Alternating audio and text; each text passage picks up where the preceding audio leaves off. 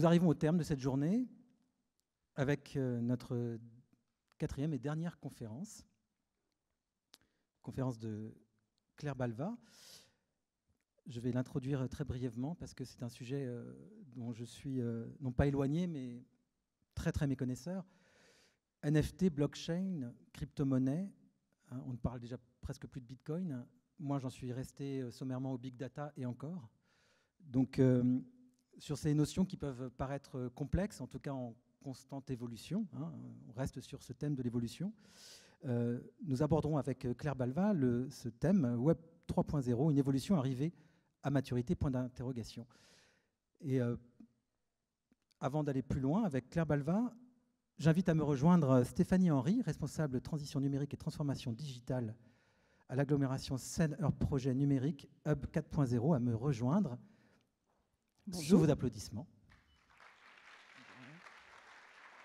On sent la journée peser un petit peu. On sent que la journée a pesé un peu. Oui, c'est pas grave, je vais faire la petite transition, le temps que les gens arrivent. Donc bonjour à tous, je suis Stéphanie Henry, chargée de mission transition numérique et transformation digitale à l'agglomération Seine-Heure. Donc c'est un bien grand titre pour vous dire que je m'occupe des projets numériques globalement à l'agglomération. Je représente aujourd'hui mon président Bernard Leroy qui a dû se rendre à Paris, donc il s'excuse auprès de vous. Donc j'espère être à la hauteur de ses talents d'orateur. Donc notre territoire, c'est un territoire qui se trouve à 30 minutes d'ici, dans l'Eure, au sud de Rouen. C'est un territoire qui est assez industriel. C'est pour ça qu'on a choisi d'être partenaire notamment de cette conférence, tout simplement parce qu'on a pas mal d'entreprises sur le territoire qui entament leur transformation digitale comme beaucoup d'entreprises, et notamment des industriels qui sont pour certains pépites dans l'industrie, ce qu'on appelle 4.0, comme Schneider Electric ou Aptar Pharma qui ont leur labellisation Industrie du futur. Et donc, les nouvelles technologies, l'évolution dans le Web 3.0, toutes les technologies blockchain, crypto-monnaie, etc., sont des technologies qui, à notre sens, devraient intéresser nos industriels du territoire. J'ai oublié de préciser que ça fait 2 ans qu'on est partenaire de NWX et qu'on est absolument ravis d'être partenaire d'NWX. Et c'est la première année qu'on est partenaire et sponsor d'une conférence. Je voulais aussi vous dire bravo pour tout le travail que vous faites sur le festival et globalement pour tout ce que vous nous apportez et ce que vous apportez aux industriels de nos territoires. Donc la conférence va être menée par Claire Balva, comme vous l'avez dit. Vous allez voir, elle a eu 1000 vies et pourtant elle est jeune. Je suis très heureuse que ça soit une femme qui fasse cette conférence sur des technologies très pointues. On a pu voir pendant la journée des conférences sur la mixité notamment. Et c'est plutôt très bien qu'une femme ait percé les plafonds de verre, comme on dit, pour pouvoir nous parler de ces nouvelles technologies. Voilà, on en est très heureux. Merci beaucoup Stéphanie Henry. Donc je ne vais pas résumer sa vie très dense à Claire Balva. Elle est néanmoins directrice blockchain et cryptoactifs chez KPMG France. J'appelle à me rejoindre Claire Balva.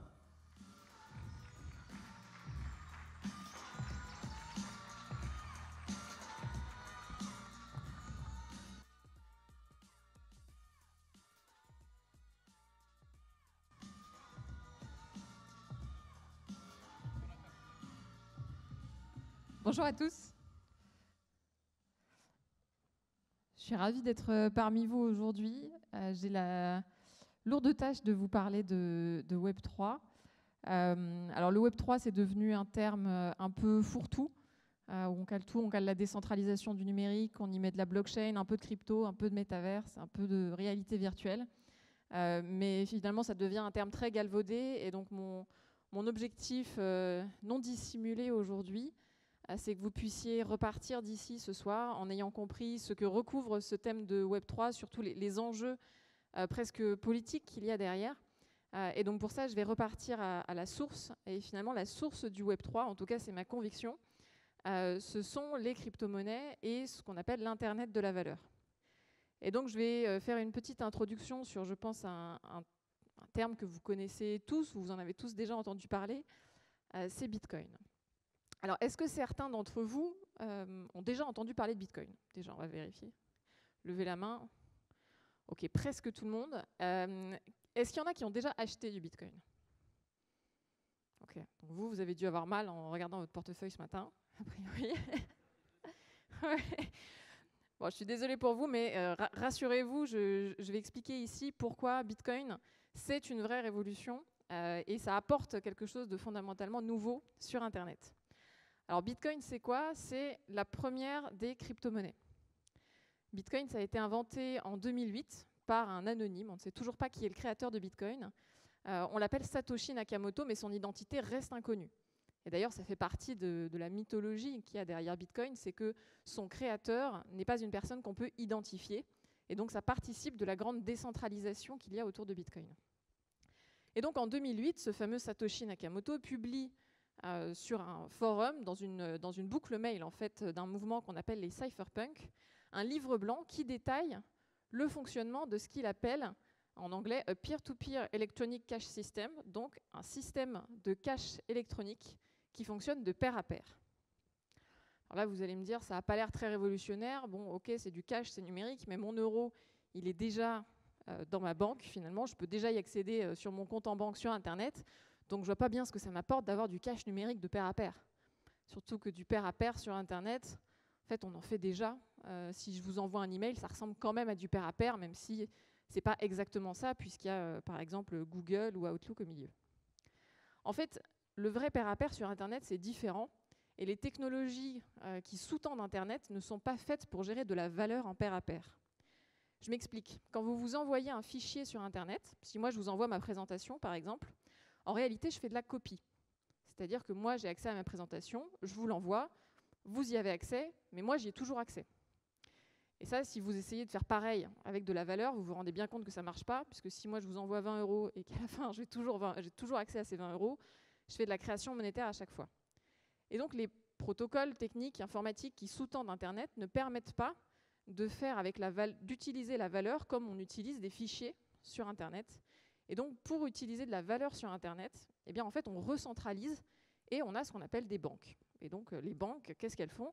Elles centralisent la valeur sur des grandes bases de données et puis elles font moins 20 € d'un côté, plus 20 € de l'autre. Donc après, ce n'est pas forcément mal d'avoir une banque, je ne dis pas ça du tout, mais ça vous oblige à passer par un tiers de confiance qui va opérer les transactions pour vous. Et donc la première conséquence de ça, c'est que tous vos euros numériques, eh bien, en réalité, ce sont des 0 et des 1 dans les serveurs d'une banque. Avec Bitcoin, ce n'est pas du tout ça qu'il se passe.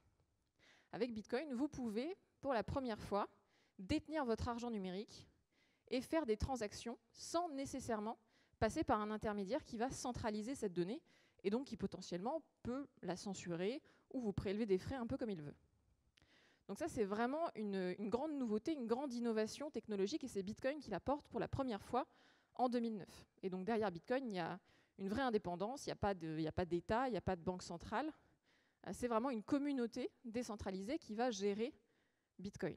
Un peu comme le logiciel libre, si certains d'entre vous sont familiers avec ça. Et donc Bitcoin va créer deux choses. La première chose, c'est un système de paiement, de transfert de valeur qui va fonctionner sans intermédiaire, c'est ce que je viens de détailler. Et la deuxième chose, c'est ce qu'on va en fait appeler un Bitcoin avec un petit b. C'est une unité de compte qui est rare, puisqu'il n'y en aura jamais plus de 21 millions. Alors rassurez-vous, c'est divisible jusqu'à 8 chiffres après la virgule, donc vous pouvez en acheter pour quelques centimes d'euros, et qui est indépendante, puisqu'il n'y a pas un État ou une banque centrale qui va décider de l'émission monétaire de Bitcoin. Vous savez qu'en ce moment, et ça a été notamment le cas avec le Covid, nos banques centrales ont la capacité, je grossis un peu le trait, mais d'imprimer de la monnaie. Ont la capacité de créer de la monnaie de manière unilatérale, c'est-à-dire qu'un jour, il y a des gens qui se réunissent dans un grand bureau, et puis on va décider d'augmenter les taux d'intérêt, on va décider d'imprimer de la monnaie. Sur Bitcoin, ce n'est pas possible. Sur Bitcoin, tout a été décidé au départ, et donc la création monétaire est programmée à l'avance. En ce moment, il y a 6,25 bitcoins qui sont créés toutes les 10 minutes, et qui sont d'ailleurs là pour récompenser les gens qui participent au réseau. Et ce montant qui est créé toutes les 10 minutes, eh bien, il est divisé par 2 tous les 4 ans. Et donc ça, ce que ça veut dire, c'est qu'un jour, il n'y aura plus de nouveaux bitcoins émis. Donc la dernière fraction de bitcoin sera émise en 2140. Et donc l'émission monétaire, elle est complètement connue. Et ça, c'est assez révolutionnaire par rapport aux monnaies traditionnelles qu'on connaît, vous et moi, puisque je défie quiconque ici d'arriver à prédire l'émission monétaire en dollars ou en euros qui aura lieu sur les 100 prochaines années. C'est quasiment impossible. Et bien avec Bitcoin, c'est possible. On peut le prédire et tout ce système est transparent puisque le code est public sur Internet. Donc c'est aussi pour ça que Bitcoin est souvent comparé à l'or et qu'on l'appelle parfois l'étalon or d'Internet. C'est parce que Bitcoin est en quantité limitée, comme l'or. Et il y a une analogie souvent avec Bitcoin et l'or qui est que c'était facile au début d'en trouver. Il y en avait beaucoup, il suffisait de, je caricature, mais mettre sa main dans la rivière et puis on sortait des pépites.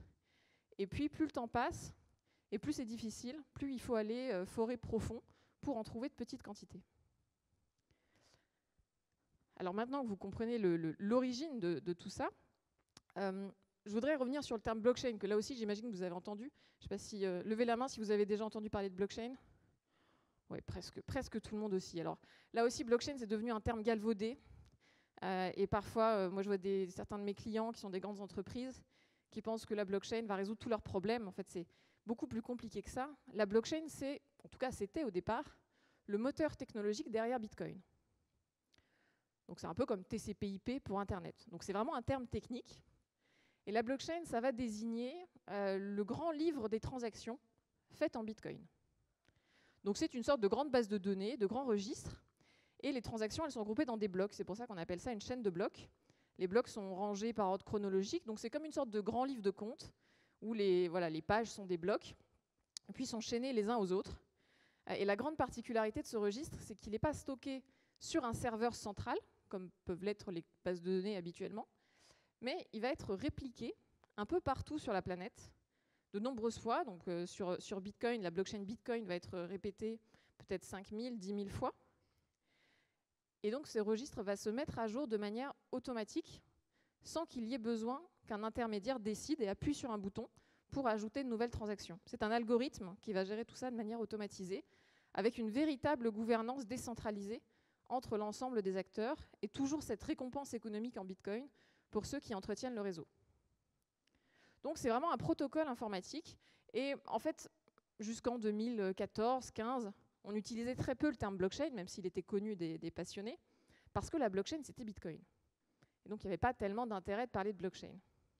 Et puis petit à petit sont apparus plein d'autres crypto-monnaies, plein d'autres projets qui ont utilisé cette même blockchain pour créer d'autres actifs. Et donc aujourd'hui, vous avez toute une série, toute une ribambelle de crypto-monnaies qui existent. Donc là, je ne sais pas si vous voyez bien, mais c'est une capture d'écran d'un site qui s'appelle CoinMarketCap, qui est très connu dans l'écosystème crypto, puisqu'il fait souvent office de référence pour aller voir des chiffres, des données sur les crypto-monnaies. Alors vous voyez quand même que Bitcoin reste de très très loin la première des crypto-monnaies en termes de capitalisation. On est, alors selon les jours, les semaines, entre un tiers et 40-45% de la capitalisation des crypto-monnaies qui est représentée uniquement par Bitcoin. Donc même si on a tendance à dire qu'il y a beaucoup de crypto-monnaies, c'est vrai, mais il y a quand même Bitcoin et le reste. Donc Bitcoin, c'est la première d'assez loin, mais il y en a des milliers d'autres. Alors ici, je vous ai mis que les, je crois, 11 premières.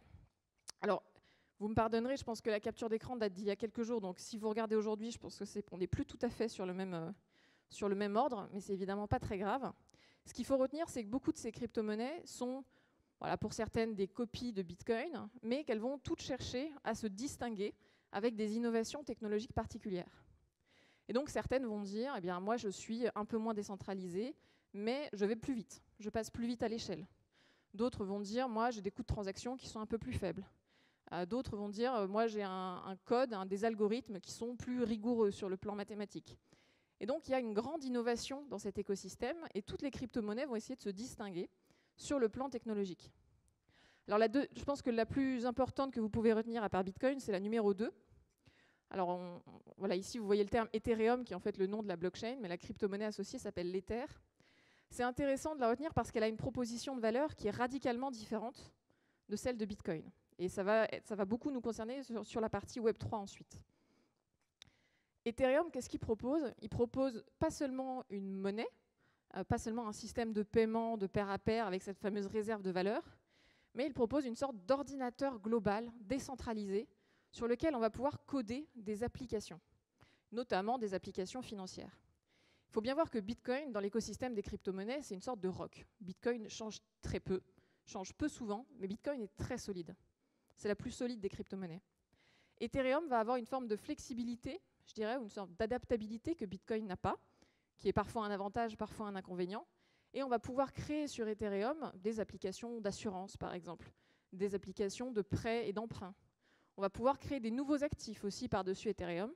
Et d'ailleurs, vous pourrez voir dans la liste un certain nombre de crypto-monnaies qui, en fait, ont été créées à partir d'Ethereum.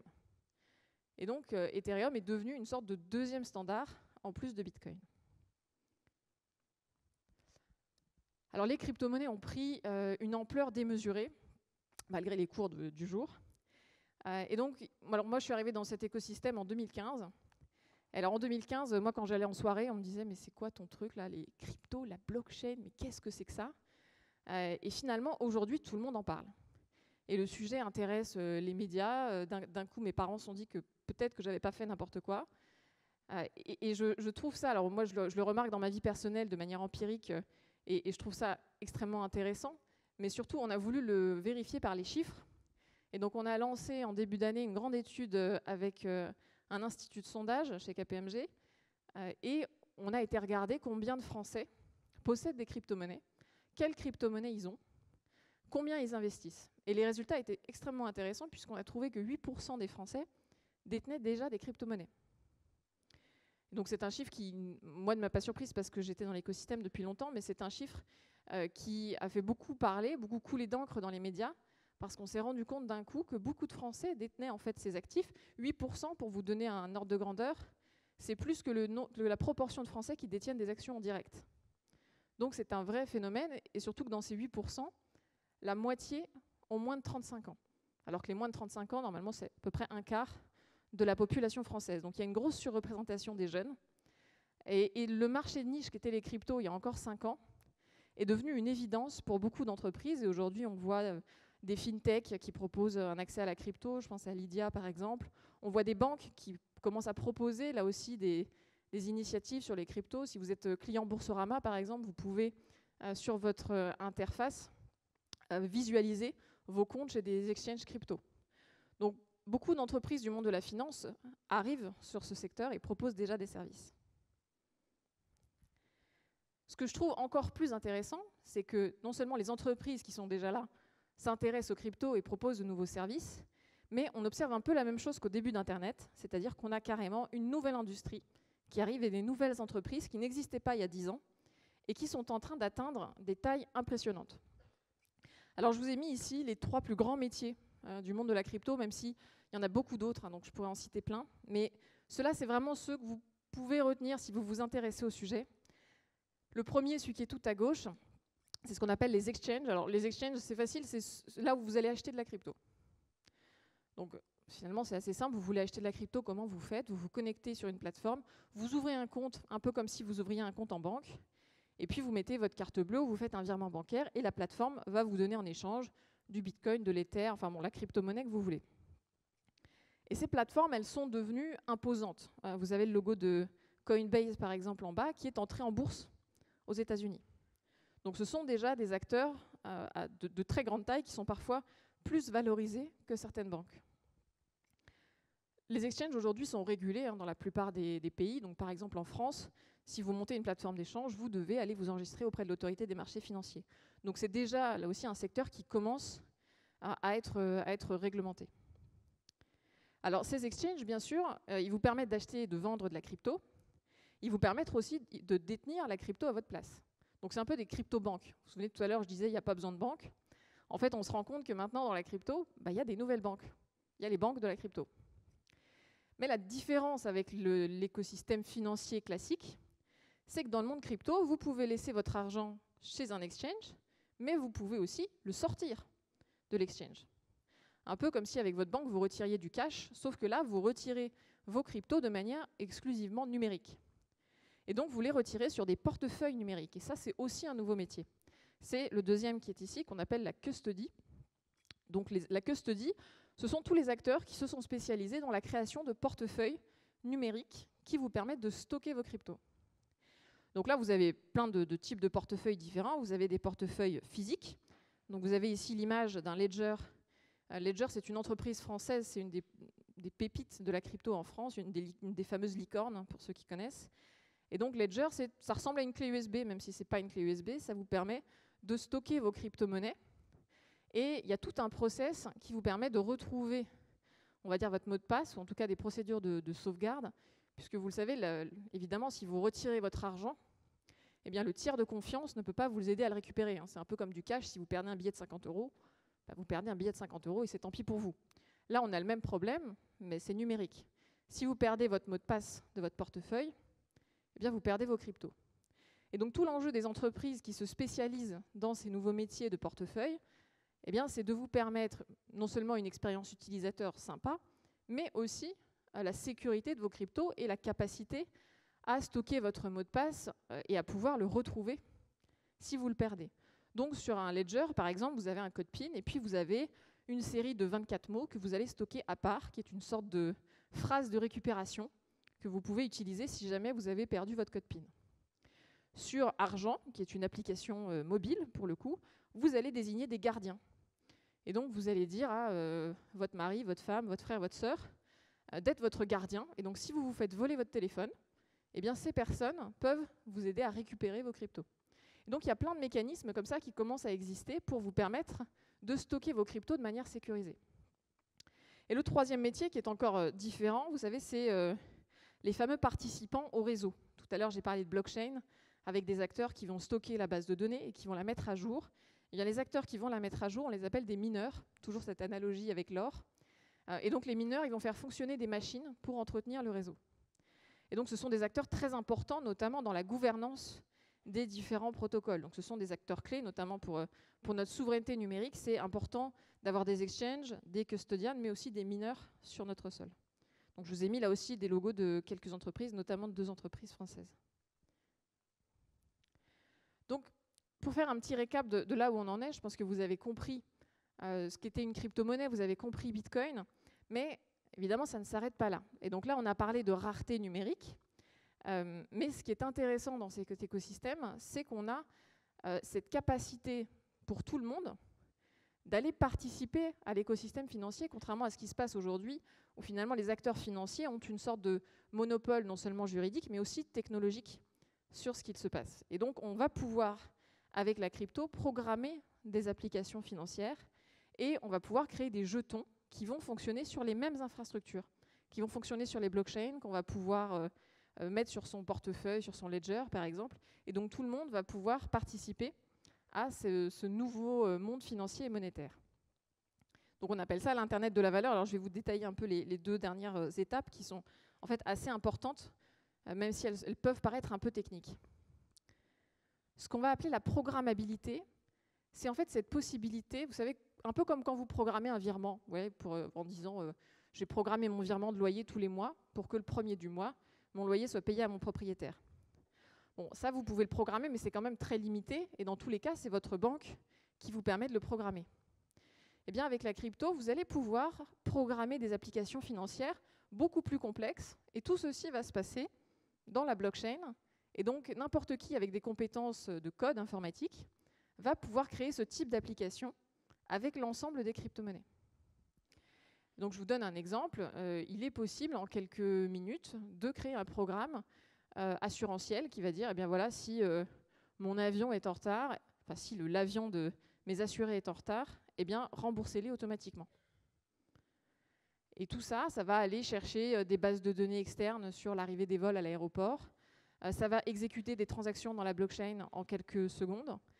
Et donc, vos assurés vont être remboursés de manière automatique sans jamais avoir eu à remplir un formulaire. Alors là, vous allez me dire, bien sûr, mais si je suis une entreprise d'assurance, je peux déjà faire ça sans blockchain. Je fais des virements automatisés. Mais si vous n'êtes pas une entreprise déjà en place, faire ça sans blockchain, c'est quasiment impossible. Et donc, ce que va permettre la programmabilité ici et les cryptoactifs, c'est vraiment d'abaisser toutes les barrières à l'entrée du secteur financier et assurantiel. Et donc, on va créer tout un écosystème financier alternatif. Alors là aussi, vous en avez peut-être déjà entendu parler, qu'on appelle la DeFi, pour Decentralized Finance. En gros, c'est comme la finance traditionnelle, sauf que tout le monde peut y participer. C'est sur la blockchain, c'est complètement automatisé, c'est complètement transparent, et votre argent n'est jamais détenu par un tiers. Autrement dit, je vais pouvoir échanger et vendre des crypto-monnaies sans forcément passer par une plateforme d'échange centralisée. mais je vais pouvoir aller sur un échange décentralisé sans jamais que la crypto-monnaie ne soit détenue par un intermédiaire centralisateur. Je vais pouvoir faire du prêt et de l'emprunt automatisé en crypto-monnaie. Je vais pouvoir faire de l'assurance en crypto-monnaie. Bref, je vais pouvoir faire toutes les applications financières classiques que vous connaissez, mais en crypto, qui vont être toutes automatisées et transparentes. Donc c'est un peu une industrie financière 3.0, si vous voulez, qui fonctionne avec d'autres monnaies que nos monnaies comme l'euro et le dollar. Donc c'est vraiment un écosystème nouveau dans lequel, bien sûr, vous pouvez vous demander de la liquidité, vous pouvez emprunter, mais vous pouvez aussi apporter de la liquidité et toucher des revenus de cette manière-là, ce qui n'est pas possible avec la finance traditionnelle. Et la dernière étape, qu'on appelle la tokenisation, alors évidemment il y a beaucoup de franglais dans ce monde-là, mais en français ça serait jetonisation, eh bien on va utiliser toutes ces technologies pour créer nous-mêmes des cryptoactifs sans avoir à recréer une blockchain à chaque fois, parce que créer une blockchain c'est très lourd, c'est très fastidieux, il faut créer une énorme communauté. Et là on va pouvoir utiliser ces infrastructures pour créer des jetons qui vont représenter ce qu'on veut. Et donc je peux créer des points de fidélité qui vont circuler sur les blockchains. Et donc ces points de fidélité, ils vont être programmables, il va pouvoir y avoir des marchés secondaires, ils vont être nativement mondiaux, ils vont pouvoir être détenus dans tous les portefeuilles de crypto-monnaies, ils vont pouvoir être envoyés à l'autre bout du monde en quelques secondes. Je peux créer des actions d'entreprise qui vont avoir les mêmes caractéristiques. Je peux créer des parts d'immeubles qui vont avoir les mêmes caractéristiques. Je peux créer des droits de vote qui vont avoir les mêmes caractéristiques. Et donc c'est pour ça qu'on parle parfois d'applications infinies. C'est parce que finalement, tout ce qui est jetonisable, qui a une valeur, peut circuler sur blockchain, avec bien sûr plein de problématiques réglementaires que les juristes parmi vous, je pense, identifient assez vite. Mais ce qui est intéressant ici, c'est que tout ce qui a de la valeur circulera sur les mêmes infrastructures que les crypto-monnaies. Et donc aujourd'hui, on est dans une grande bataille des standards pour savoir quelles sont les infrastructures blockchain sur lesquelles l'Internet de la valeur demain va se baser. Alors je vous donne quelques exemples concrets. Le premier, qui est le plus évident, c'est de se dire mais on va créer de l'euro ou du dollar qui va circuler sur les mêmes infrastructures. Et donc on appelle ça des stablecoins dans le jargon, pour jetons stables. Concrètement, ça marche comment ? Je vais stocker 1 million d'euros dans un compte bancaire et puis je vais émettre ces fameux jetons sur blockchain. Je vais en émettre 1 million et comme ça je garantirai à tous les acheteurs que je peux leur racheter leur stablecoin ou leur eurocoin, on va dire, pour 1 euro. Et donc je garantis la parité de ces stablecoins. Alors vous avez ici un graphique qui vous montre le volume des stablecoins en circulation. Donc on voit que ça augmente très vite et que ça a beaucoup de succès parce que, évidemment, j'ai parlé tout à l'heure par exemple d'applications dans le monde de l'assurance. Vous imaginez bien qu'aujourd'hui tout le monde n'a pas de l'Ether, du Bitcoin, enfin des crypto-monnaies dans son portefeuille et que la plupart des gens fonctionnent encore en euros. Et donc c'est très important d'avoir des stablecoins dans ce monde-là parce que ça permet une plus grande adoption. Ça va permettre à tout le monde d'utiliser ces applications financières qui sont automatisées en restant dans des monnaies qu'on connaît, à savoir l'euro ou le dollar. Alors le fait est qu'aujourd'hui, la plupart de ces jetons stables, en fait, ils sont indexés sur le dollar. Et donc c'est pour ça que vous n'en avez peut-être pas non plus beaucoup entendu parler, c'est qu'aujourd'hui, moi, la plupart de mes amis dans le monde des crypto-monnaies, en réalité, ils utilisent du dollar. Ils n'utilisent pas de l'euro. Et ça, d'ailleurs, c'est un vrai sujet de souveraineté numérique sur lequel l'Europe est en train de se pencher sur le plan réglementaire, mais on devrait pousser ce type de cas d'usage assez rapidement. Le deuxième exemple que je peux vous donner, c'est celui de Sorare. Alors ça aussi, vous en avez peut-être entendu parler, parce que Sorare, ils ont fait une des plus grosses levées de fonds en France. Alors je ne sais pas si vous connaissez les cartes Panini, levez la main s'il y en a qui connaissent les cartes Panini, ou les cartes Pokémon, peut-être c'est plus connu. Moi je ne connaissais pas les cartes Panini, mais j'ai fait des cartes Pokémon. Alors Sorare, c'est un peu comme des cartes Pokémon, mais en forme de joueurs de foot, donc plutôt comme des cartes Panini, on va dire. Mais ce n'est pas des cartes physiques, c'est des cartes uniquement numériques. Et ça, c'est important. Sur Internet, on n'avait pas cet aspect collection avant, parce qu'en réalité, la collection sur Internet, c'était impossible. Vous savez, j'ai dit qu'on faisait tout le temps de la copie. Donc comment on aurait pu faire de la collection sur Internet ? La collection, c'était uniquement physique. Et bien là, maintenant, avec ces technologies-là, on peut faire de la collection sur Internet. Et donc, il y a des cartes uniques ou rares, en 10, 100, 1000 exemplaires, qui vont représenter des joueurs de foot. Donc Sorare, leur modèle économique, c'est quoi ? Ils vont signer des contrats avec les clubs pour avoir le droit d'utiliser l'image des joueurs, et puis ils reversent au club de foot des royalties, des frais sur les ventes de ces cartes. puisqu'évidemment, ces cartes sont collectionnables, mais elles sont payantes, elles s'achètent à des prix qui sont parfois assez dingues. Il y a des cartes qui sont achetées à plusieurs centaines de milliers d'euros. Donc, qu'est-ce que vous pouvez en faire au-delà de la collection? Parce que c'est sympa d'avoir une carte, mais on aimerait quand même en faire quelque chose. Mais il y a tout un aspect gaming et jeu derrière, dans lequel vous pouvez créer votre équipe virtuelle. Et en fonction des performances des joueurs que vous avez dans la vraie vie, eh bien, vous allez gagner des points, des nouvelles cartes, des accès à des nouveaux tournois. Peut-être qu'un jour, vous gagnerez aussi des places à des vrais événements, à des matchs de foot. Et donc, il y a tout un aspect jeu qui se crée en plus de cette collection.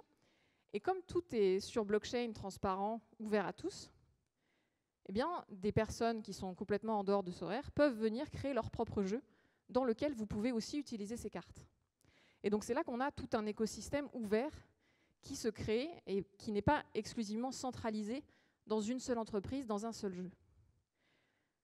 Alors peut-être que vous avez entendu parler des NFT aussi. Sorare utilise des NFT. Levez la main pour les NFT. Voilà, là aussi, beaucoup de monde, ça ne m'étonne pas. Et donc ces NFT, c'est des jetons tout simplement, mais qui sont uniques. Contrairement à un Bitcoin qui n'est pas unique. Un Bitcoin, c'est la même chose qu'un autre Bitcoin. Et bien là, une carte de joueur de foot, c'est pas la même chose qu'une autre carte de joueur de foot. Et ce qui est intéressant, c'est que ces actifs, donc ils sont, on va dire, portables, même si le terme n'est pas terrible. C'est-à-dire qu'ils sont utilisables, bien sûr, dans un jeu, mais en fait, ils seront à terme utilisables partout sur Internet.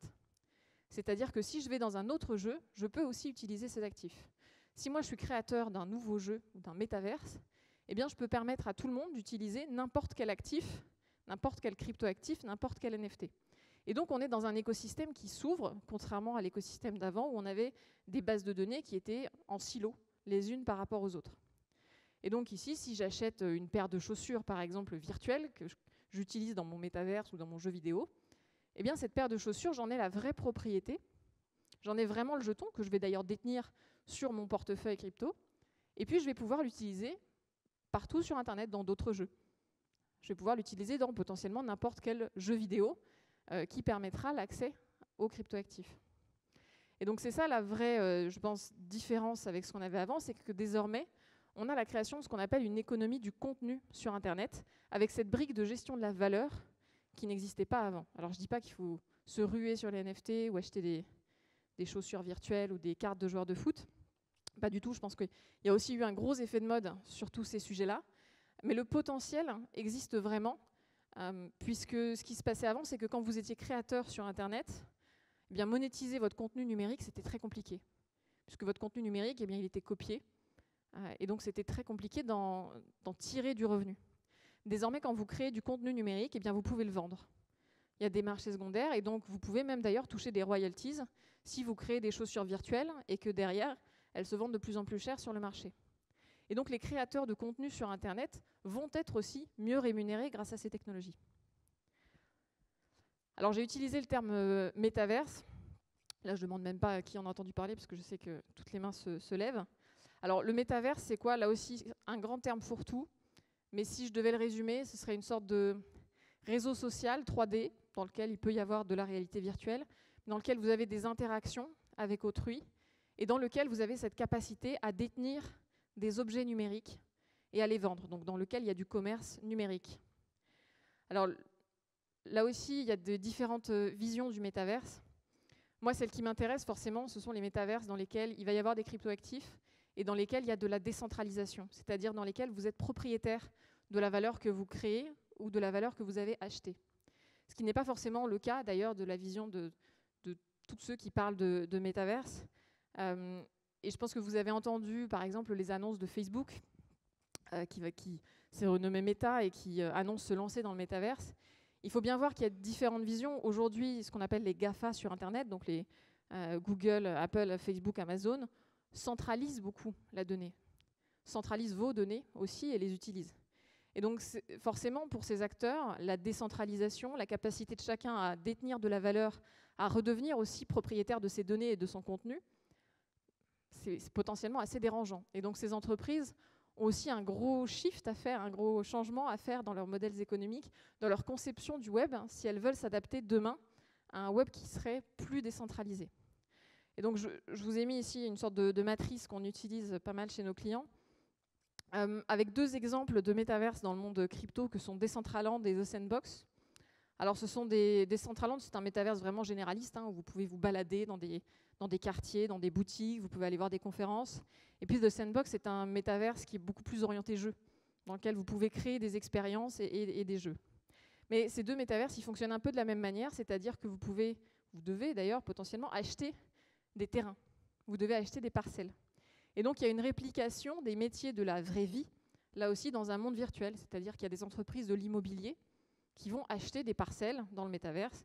Vous avez peut-être vu aussi les annonces d'Adidas, de Nike, enfin de plein de grandes entreprises qui annoncent se lancer dans le métaverse. Qu'est-ce qu'elles font tout simplement ? Elles créent une activité dans ce nouveau monde numérique. Comme elles ont pu se créer une activité sur Facebook à un moment donné, comme elles ont pu se créer une activité sur Internet, en général, il y a encore plus longtemps. Et donc ici, on imagine que demain, peut-être qu'au lieu d'aller sur Google, de faire vos recherches, peut-être qu'au lieu d'aller sur Facebook, le soir, un adolescent, il ira plutôt se connecter dans le métaverse, discuter avec ses copains, là où nous, on allait plutôt sur MSN, Skyblog ou autre. Donc c'est tout simplement un nouveau chemin d'accès, une nouvelle expérience sur Internet. Et je conclurai ici par cette vision du Web 3 un peu plus historique, justement en comparaison au Web 1 et au Web 2. Alors, évidemment, c'est très schématique, mais le Web 1, c'était vraiment un web assez statique. C'est-à-dire que vous alliez sur Internet et puis vous aviez des pages, des sites vitrines, vous aviez des blogs. Éventuellement, vous pouviez créer un blog, mais on était quand même sur un Internet qui bougeait assez peu, avec une expérience utilisateur relativement limitée, mais qui était quand même dans l'âme assez décentralisé. Vous savez, c'était le web finalement où il y avait encore des utilisateurs qui avaient leur propre serveur SMTP. On n'était pas tous sur Gmail. Donc c'était un web qui, dans la philosophie, ressemble un peu à ce qu'on essaye de retrouver avec le Web 3. Le Web 2, en fait, c'est l'arrivée des GAFA et le règne de l'expérience utilisateur. Et donc c'est là où des grandes entreprises se sont dit, nous, on va finalement proposer une accessibilité sur Internet. On va proposer des pages web qui sont belles. On va proposer de la facilité pour que les gens viennent sur Internet simplement. Et on va leur proposer d'acheter leurs produits tous les jours sur Internet. Et donc là, par exemple, c'est Amazon, c'est les réseaux sociaux, c'est tout ce qu'on connaît aujourd'hui. En fait, on utilise finalement tous encore le Web 2. Et le Web 3, c'est prospectif. Je revoyais le titre de la conférence qui disait est-ce qu'on y est déjà ou pas. En fait, on n'y est absolument pas encore, même si les crypto-monnaies sont déjà là. Dans le Web 3, il y a cette notion de souveraineté de l'individu. Il y a cette ambition de pouvoir retrouver ce qui nous appartient, retrouver nos données, de pouvoir reposséder de la valeur, de pouvoir créer du contenu et d'être rémunéré pour ça. Et donc on voit d'ailleurs que les différents acteurs du Web 1, Web 2 et Web 3 sont très différents. Et que la plupart des acteurs du Web 1, ils ont été supplantés par des acteurs du Web 2. Et que les acteurs du Web 2 aujourd'hui, ils sont face à un énorme challenge parce que les acteurs du Web 3 arrivent et deviennent énormes. Maintenant, il ne faut pas se leurrer non plus, et je pense que c'est un point important. Je parlais tout à l'heure des crypto-banques et de ces nouveaux acteurs de la crypto. L'ambition du Web 3, bien sûr, c'est d'être décentralisé. Mais l'ambition d'Internet, ça a toujours été d'être décentralisé. Et on a vu qu'avec le Web 2, on n'est pas arrivé à faire cette vraie décentralisation. Et les crypto-monnaies, aujourd'hui, sont une opportunité pour retrouver cette décentralisation. Mais évidemment, on n'est pas à l'abri d'un fourvoiement et d'avoir des nouveaux acteurs qui viennent recentraliser cet Internet de la valeur. Et donc, je vous quitterai un peu sur ce message-là. Si vous avez envie d'aller dans ce monde-là, d'acheter des cryptos, d'aller dans un métaverse, de regarder comment ça marche, essayez d'utiliser des outils qui sont plutôt décentralisés. Ne laissez pas vos cryptoactifs dormir sur une plateforme d'échange. Ne vous laissez pas endormir par une expérience utilisateur qui serait très simple, mais qui serait aussi risquée pour vous parce que vous y laissez vos données et potentiellement votre argent. Je vous remercie.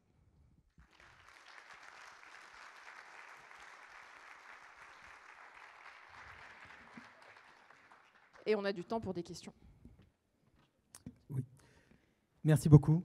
Merci Claire Balva pour ces explications très claires sur des sujets complexes. Quelques minutes d'échange avec le public. Peut-être sur votre conclusion, le blockchain, ce système de crypto-monnaie, ce troisième âge du web, c'est le moment où peut-être vont se détricoter les GAFAM, par exemple? C'est peut-être le remède? C'est un peu ce que vous sous-entendiez ou pas du tout?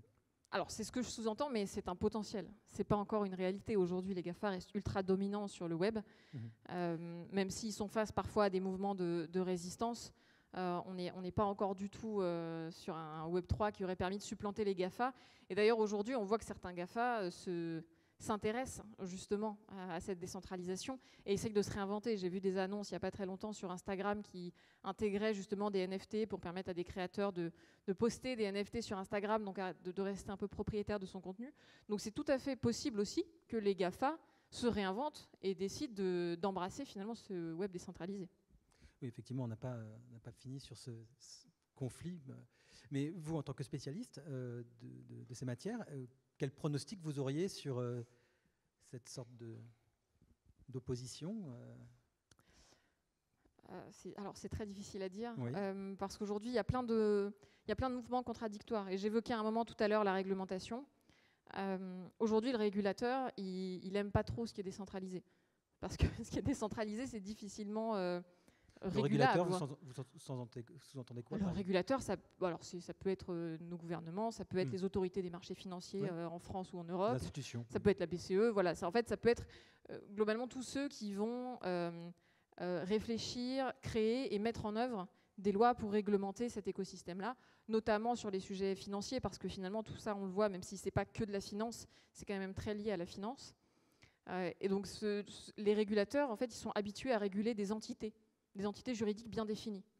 Or, aujourd'hui, derrière les crypto-monnaies et derrière la plupart des applications financières qu'il y a, il n'y a pas d'entité juridique bien définie, en fait. Oui, parce que les GAFAM sont encore des grandes entreprises. Voilà, enfin, exactement. Alors que Bitcoin, ce n'est pas une entreprise. Donc, on peut réguler les plateformes d'échange, on peut réguler les mineurs, on peut réguler les entreprises, mais on ne peut pas réguler une crypto-monnaie. Tout comme on ne peut pas réguler une application financière décentralisée. On peut essayer d'aller chercher les gens qui sont derrière, mais quand il n'y a pas d'entité juridique, comment vous régulez ? Donc ça, c'est un vrai défi aujourd'hui pour le régulateur. Et c'est pour ça que le régulateur, il a tendance à pousser pour une recentralisation aussi. Parce que pour lui, c'est plus facile. Et donc finalement, c'est un peu de la tectonique des plaques aujourd'hui entre les acteurs économiques, les citoyens et les régulateurs. Il y a du mouvement. Alors peut-être des réactions, des questions. Il n'y a pas de questions bêtes. Hein, donc vraiment, je sais que certains s'autocensurent. Donc allez. Allons-y, les questions bêtes. Alors, il y en a plein, du coup. Plutôt vers le haut. Regardez, hop. Voilà. Je crois qu'il y en a 3 en haut. Oui. 3 en haut et... Je crois que j'en ai vu une première un peu plus bas.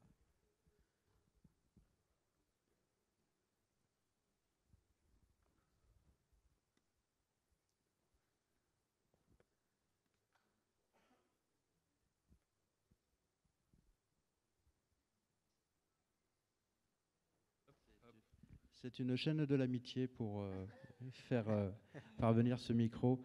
Merci pour cette présentation. J'ai une question à laquelle je vais vous demander de ne pas répondre. J'y comprends rien. Est-ce que je suis vieux?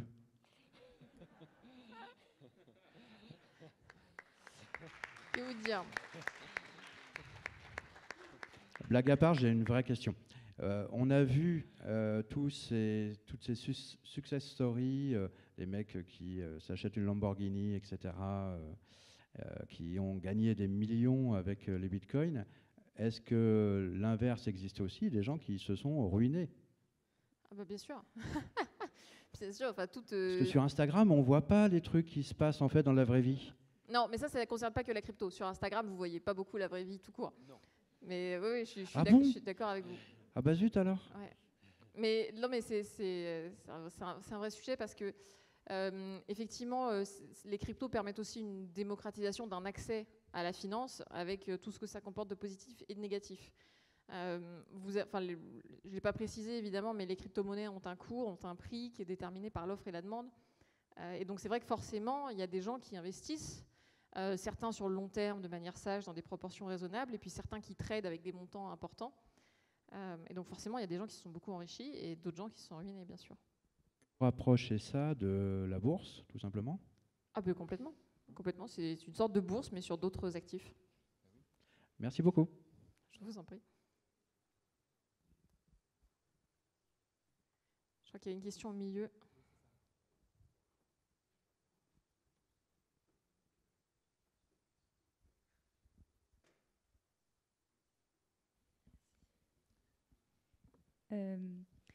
Ma question, c'était, vous avez dit que pour le Bitcoin, il y avait un nombre limité de jetons, je crois. Je me demandais si c'était le cas pour toutes les crypto-monnaies ou juste pour le Bitcoin. Alors, non, ce n'est pas le cas pour toutes les crypto-monnaies, ça dépend. Alors, il y a 2000 crypto-monnaies, donc forcément, il y en a pour lesquelles c'est le cas aussi. Mais Bitcoin, c'est vrai, a cette particularité qu'on retrouve d'ailleurs assez peu dans la plupart des premières crypto-monnaies, là, celles que j'avais mis dans le classement. Et c'est d'ailleurs ce qui fait une des forces de Bitcoin. C'est cette quantité limitée et surtout cette émission de Bitcoin qui est programmée, prévisible et relativement simple à comprendre. Vous savez, il y a quand même le truc de diviser par 2 tous les 4 ans, mais globalement, ça se comprend facilement. Dans la plupart des autres crypto-monnaies, alors vous avez des copies de Bitcoin, mais sinon vous en avez beaucoup où l'émission monétaire est soit infinie, soit où elle est programmée, mais de manière vraiment complexe, avec des mécanismes où on va brûler certains jetons, en réémettre d'autres. Donc c'est quand même compliqué. Et c'est vrai que Bitcoin, là-dessus, est quand même assez particulier. Alors, je ne sais pas si j'ai bien compris non plus, parce que je ne suis pas tout jeune, mais ce qui est troublant dans tout ce que vous nous racontez, c'est qu'on a le sentiment que cette complexité-là des crypto-monnaies finit par donner une réalité à du virtuel, une singularité, parce que ça donne une singularité, du coup, ça donne une possibilité de devenir réel à des choses complètement virtuelles. Complètement impalpable. C'est vrai, mais le virtuel, ça existait quand même avant les crypto-monnaies. Finalement, on dit toujours... Oui, on ne pouvait pas marchander, enfin, on pouvait pas le marchander. Non, mais par exemple, l'euro aujourd'hui, alors c'est vrai qu'il y a du cash, oui. Mais l'euro, c'est quand même essentiellement virtuel aujourd'hui. Je veux dire, ça circule... Il est quand même indexé sur le dollar. Non, il y a un cours, mais il est pas, le cours est libre. C'est-à-dire que l'euro, parfois, baisse ou monte par rapport au dollar, tout comme le Bitcoin baisse ou monte par rapport au dollar. Et l'euro ne repose plus depuis 1971, la fin de Bretton Woods. Les monnaies traditionnelles ne sont plus indexées sur l'or, elles sont plus bâties sur l'or.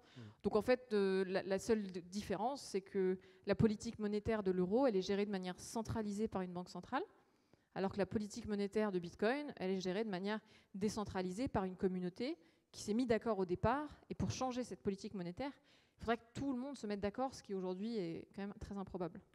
Alors, je voulais aussi peut-être vous amener plus sur les NFT. C'est-à-dire, on achète maintenant, ça nous parle, nous, effectivement, dans le monde de l'art. Par exemple, on peut acheter une performance, par exemple, donc quelque chose qui a eu lieu et qui n'est pas palpable. Donc, ça donne finalement une réalité, une traçabilité réelle, concrète, qui reste virtuelle, mais qui néanmoins existe, à quelque chose qui n'existe plus. Tout à fait. Alors on va... C'est vrai que dans le domaine de l'art, on voit beaucoup de choses. On voit déjà la naissance d'une sorte d'art numérique qui existait assez peu avant parce qu'il n'était pas monétisable. Et donc les NFT vont permettre la naissance d'art numérique. Alors je ne suis pas en train de cautionner tous les NFT parce qu'on voit aussi beaucoup de choses un peu bizarres. Mais les NFT permettent incontestablement aux créateurs de créer un art digital, ce qui était très compliqué avant. Et ils vont aussi pouvoir représenter tout un tas de choses, c'est-à-dire représenter des œuvres d'art physiques ou voir une interaction entre une œuvre d'art physique et une œuvre d'art numérique. Ils vont pouvoir aussi permettre de financiariser un peu cette notion d'art, dans le sens où on va pouvoir programmer la distribution de royalties à chaque transfert, à chaque transaction, auprès de l'artiste, auprès d'intermédiaires. Donc ça va permettre une automatisation, là aussi, des transactions dans le monde de l'art. Une sorte presque de marché parallèle. Enfin... C'est ça, de marché secondaire de l'art qui serait beaucoup plus transparent, beaucoup plus automatisé. Alors oui, il me semble avoir vu une réaction au milieu, et puis... Du coup, bonjour. Merci pour la présentation. Moi, j'avais une question. Est-ce que vous pensez que le bull run est terminé ? Si oui, pourquoi ? Et sinon, et si oui, quel sera le prochain bull run ? Je ne sais pas si tout le monde comprend. Alors, je vous laisse peut-être. Pour ceux qui ne connaissent pas le terme bull run, le bull run, c'est une augmentation des cours des cryptos qui est assez importante. Donc là, il y a une semaine, je vous aurais dit, je ne sais pas. Là, je suis désolée de vous dire que je pense que c'est terminé. En fait, il y a effectivement une sorte de récurrence dans les bull runs qu'on a vus, qui sont liés à cette fameuse émission monétaire de Bitcoin. Vous savez, j'ai dit, c'est le montant de Bitcoin qui est créé, il est divisé par 2 tous les 4 ans. Et donc ça, concrètement, ce que ça veut dire, c'est que ça crée une raréfaction de l'offre monétaire. Et donc forcément, à demande constante, si vous avez une raréfaction de l'offre, forcément le prix monte. Et donc tous les 4 ans, effectivement, on a cette montée impressionnante des cours. On l'a eu en 2013, donc 4 ans après la création. On l'a eu en 2017, 4 ans après. Et on l'a eu en 2021, l'année dernière. Et là, effectivement, on est en 2022 et voilà, et c'est terminé. Donc, je vous laisse faire vos calculs. A priori, 2021, 2025. Sans vous dire que c'est une garantie, évidemment, on a un phénomène assez naturel qui est lié à la dominance de Bitcoin dans l'écosystème crypto et à cette politique monétaire qui fait que dans 4 ans, on aura cette division par 2. Maintenant, je ne suis pas en train de vous dire que tous les 4 ans, vous allez pouvoir vous faire beaucoup d'argent, parce que malheureusement pour vous, pour nous, au bout d'un moment, l'émission monétaire qu'il va y avoir sur Bitcoin, elle va devenir non significative par rapport à la masse de Bitcoin en circulation. Et donc la diminution de l'offre, finalement, elle aura de moins en moins d'impact sur les cours. Et d'ailleurs, on le voit quand on regarde les cours du Bitcoin de manière sur des échelles logarithmiques, en fait, c'est de plus en plus stable. Ça vous paraît de moins en moins stable en valeur absolue, mais en fait, en proportion, Bitcoin est de plus en plus stable sur son cours. Et donc, il y aura de moins en moins de bull run, de moins en moins de hausses et de baisses très importantes, en tout cas sur les grandes cryptos comme Bitcoin. Il y avait des questions, là, je crois, à Jardin. Plus haut. Ouais. Plus haut, il me semble. Ou plus, hein, ça dépend.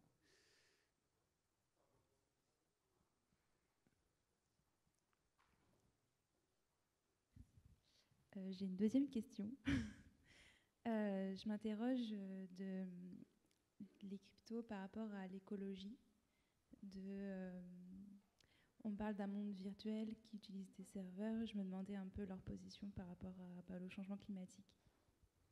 Oui, alors c'est compliqué de vous répondre parce que dans l'écosystème crypto, il y a plein de cryptos différentes, il y a plein de champs différents. Il n'y a pas forcément des positions, comment dire, derrière une crypto, il y a une communauté. Donc il n'y a pas forcément une position très claire de chaque communauté. Mais évidemment, les gens qui sont dans la crypto ne sont pas climato-sceptiques, donc je pense que tout le monde est conscient du changement climatique. Et peut-être que, alors moi ce que j'ai envie de dire là-dessus, c'est que les cryptos doivent s'inscrire en fait dans la réflexion globale sur le numérique. Puisqu'effectivement, les cryptos, ça demande du matériel informatique, ça demande de l'électricité. Voilà, c'est tout simplement des nouvelles technologies numériques. Et donc, pour moi, l'idée, enfin, je pense que ce qui serait souhaitable, c'est que ça s'inscrive dans toutes les politiques de sobriété numérique qu'on voit arriver. Mais les cryptos ne sont pas, à mon sens, moins utiles que d'autres outils informatiques comme YouTube ou le streaming. Et donc là-dessus, moi, je suis souvent interrogée sur ça parce qu'on voit beaucoup de choses dans la presse, d'ailleurs partiellement fausses, sur la consommation électrique du minage et de certaines crypto-monnaies. Faites très attention à ce que vous lisez parce que beaucoup de chiffres sont faux. Mais de manière globale et macro, si on essaye d'avoir cette réflexion, je pense que l'important, c'est d'analyser l'usage de chaque outil numérique et de se dire, est-ce que ça mérite finalement qu'on dépense de l'électricité pour ça ? Est-ce que ça mérite qu'on pollue pour ça ? Et donc ça, il faut se poser cette question pour les cryptos, mais il faut aussi se la poser pour des vidéos, pour YouTube, pour les paris en ligne, pour plein de choses. Donc je vous rejoins, c'est un vrai sujet. Je n'ai pas de réponse toute faite parce que le sujet est tellement complexe que je pourrais parler pendant 1 heure du minage sur du renouvelable, etc. Mais pour moi, le vrai sujet, c'est l'usage par rapport à ce que ça consomme. C'est-à-dire que si vous êtes convaincu que ça ne sert à rien, ça consommera toujours trop. Et donc, ce qu'il faut, c'est voir quels sont les usages potentiels de ces outils et leur valeur ajoutée sur le plan social, sur le plan humain. Et donc, il y a moyen de contrôler ce que les crypto-monnaies financent ? Il y a un moyen qui existe ? Alors, en fait, tout est traçable. Hein. Je parlais tout à l'heure des blockchains qui sont transparentes. En fait, on voit toutes les listes de transactions. Si vous allez limpide, sur, il n'y a pas de... Pardon ? Tout est limpide, je veux dire.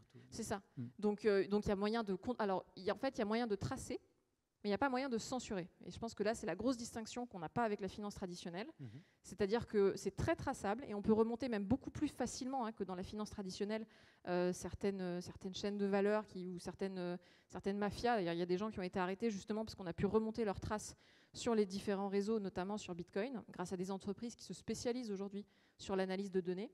En revanche, quelqu'un qui veut faire une transaction peut la faire de pair à pair, sans intermédiaire, et donc peut décider de ne pas être censuré. Et effectivement, et ça c'est une grande distinction avec le monde traditionnel.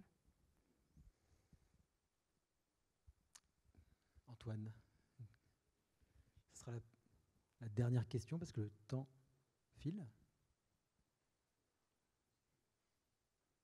À moins qu'il... Alors oui, j'ai vu Antoine qui était... Alors, il y avait d'autres personnes, effectivement. Merci pour cette présentation. Vous avez dit qu'on pouvait stocker des crypto-monnaies soit dans une crypto-banque, soit sur une clé, enfin un système type clé Ledger. Quels sont les avantages et les inconvénients de chacune de ces solutions? Pourquoi prendre une solution plutôt qu'une autre? Oui, alors très simplement, stocker votre argent sur une crypto-banque, en général, l'expérience utilisateur va être plus simple. Aujourd'hui, ça ne sera peut-être pas le cas dans 5 ans, mais aujourd'hui, si vous êtes habitué à utiliser un compte bancaire, finalement, utiliser une crypto-banque, ça va être la même chose. Donc ça ne va pas vous changer beaucoup et ça va être assez simple. Le risque, l'inconvénient, c'est que cette crypto-banque, demain, elle soit la cible de hackers qui viennent, par exemple, essayer de voler des cryptos, essayer de voler tous les mots de passe à cette banque-là, et donc qu'il y ait un problème technique, et donc vous pourriez potentiellement perdre vos cryptos, ou alors que le régulateur décide demain, j'en sais rien, de ponctionner tous les comptes en crypto de 10%, et là, cette plateforme serait obligée de s'exécuter. Et là, sur le plan technique, vous allez voir, boum, moins 10%, vous n'aurez rien pu faire. Stocker vos cryptos sur un ledger ou équivalent, l'inconvénient, c'est que je dirais que c'est un peu moins, dans le jargon anglais, on va dire UX-friendly, donc c'est un peu moins simple d'utilisation. Vous allez devoir gérer vos procédures de récupération de mots de passe, désigner des gardiens, enfin, vous allez quand même devoir y investir un petit peu de temps au début, en tout cas plus que garder votre argent dans la crypto-banque. Mais derrière, vous avez une sécurité, enfin une responsabilité aussi, parce que du coup, c'est vous qui êtes responsable. Mais vous ne faites confiance qu'à vous-même et vous ne dépendez pas d'un tiers qui peut être faillible. Et donc, personne ne peut ponctionner votre argent qui est sur votre ledger, par exemple. Vous êtes le seul à détenir le mot de passe. C'est un peu comme si vous stockiez des lingots d'or sous votre lit, quoi. Je ne sais pas si j'ai répondu à votre question. Il y a une question un peu plus bas. Bonjour. Antoine qui a besoin d'avoir des renseignements sur l'argent qu'il a perdu. Alors effectivement, j'ai perdu beaucoup d'argent, Ronan, mais ça fait rien, on attendra 2025. Mais pour le moment, j'ai une petite question. C'était par rapport justement à un constat que je faisais depuis quelques années. Il y a pas mal d'entreprises et d'acteurs dans la crypto qui essayent de démocratiser un petit peu leurs services et d'aller, grâce à de la communication, aller attraper de nouveaux clients, notamment par des biais du type faire de l'argent facilement avec la crypto, etc. Tous ces biais qu'on peut retrouver et tous ces stéréotypes qu'on peut retrouver autour de la crypto. Et malheureusement, je trouve que c'est un peu en contradiction avec ce qu'on peut avoir, ce que vous avez expliqué d'ailleurs pour le mouvement Cypherpunks, qui est vraiment la base de l'idéologie de la crypto, etc. Et j'en profite de vous avoir devant moi en tant que représentant du coup d'un grand groupe français pour demander justement quel est votre avis là-dessus. Est-ce que c'est dangereux d'avoir cette démocratie, mais par ce biais des stéréotypes qu'on peut avoir de la crypto et pas par l'idéologique Alors oui, enfin, je suis complètement d'accord avec vous. Et il faut bien voir que les cryptos, au départ, ça n'a pas été créé pour de la spéculation et du trading sur des NFT ou des chaussures virtuelles. Ça a vraiment été créé pour protéger la vie privée sur Internet et pour s'affranchir de tiers centralisateurs qui prenaient trop de pouvoir. En se disant, avec la crypto, j'aurai cette capacité à ne pas passer par de tiers si j'en ai envie. C'est-à-dire que je peux décider de passer par un tiers ou pas. Et ça, c'est quelque chose de vraiment novateur. Et c'est vrai que vous le soulignez, aujourd'hui, quand vous lisez sur la crypto, que ce soit dans la presse ou que vous lisez des publicités, vous allez voir des trucs du genre gagner 20% par an sur du stablecoin algorithmique. Enfin, voilà, ne faites pas ça, parce que ça peut mal se terminer et parce que plus il y a de rendement, plus il y a de risques. Donc n'y allez que si vraiment vous maîtrisez les cryptos en question, que si vous comprenez dans quoi vous investissez et que si vous pouvez maîtriser les risques. Donc mon conseil évidemment c'est d'être prudent, et si vous décidez d'investir dans de la crypto, n'investissez que dans ce que vous comprenez, donc idéalement plutôt les cryptos les plus stables, les plus grandes, et investissez de manière maîtrisée sur le long terme.